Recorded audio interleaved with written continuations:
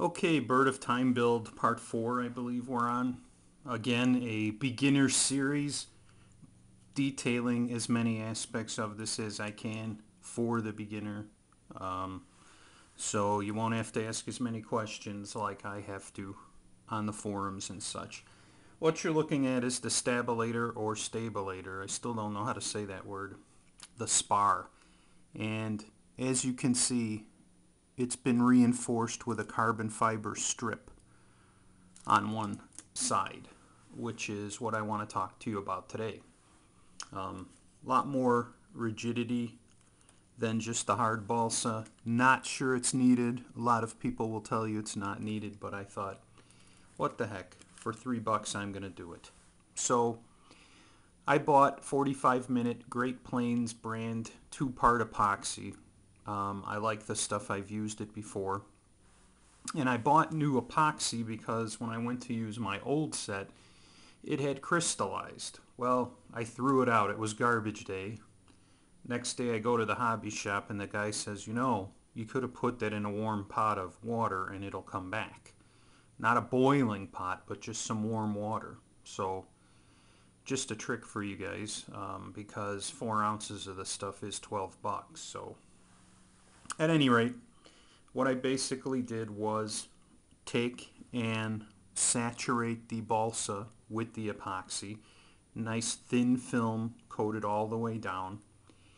And then I took a piece of wax paper that I cut as a strip, put it over the glue joint, and then simply used clothespins available at your local Walmart for 99 cents for I believe 50 of them. Took clothespins, there you go, and held it together, and I put clothespins as close as I could next to each other and basically made a clothespin clamp. Okay, so what you're really doing is making a balsa carbon fiber sandwich here. And I apologize for the focus, but I'm right between macro and normal mode. But that's how I did it all the way down.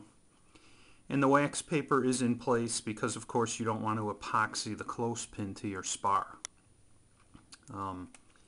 So you use that as a gap. Epoxy won't stick to that wax paper. So one word of caution when you're putting this together, you might be a bit nervous or whatever.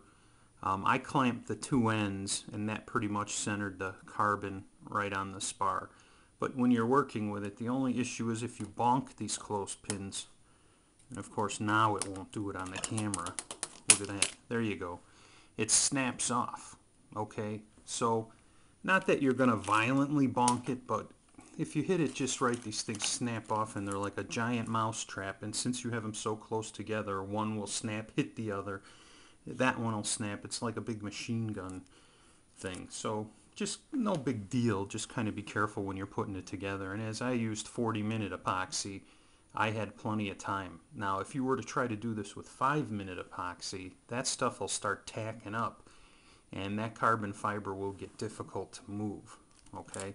And you can notice here, there's not a lot of epoxy, just enough to saturate the wood and then lay that carbon on top. And I did not even put epoxy on top of the carbon, okay, because it wasn't needed. This is locked on there. It is never coming off. So that's just a little trick I wanted to show you, or a technique, or whatever you would want to call it. That's how you toughen up balsa with some carbon fiber. This carbon is 0.03 thick. You can see it's not very thick at all, but by the time you get the epoxy on there, wow, does it make a difference in strength. So that's it for this part of the video. Hopefully some more videos are coming soon. It's spring here, and you know how that goes with lawn work. Mowing, raking up the winter's garbage, edging, trying to kill the weeds, trying to prevent bugs, So that's pretty much where my build time has been going lately, but there you have it.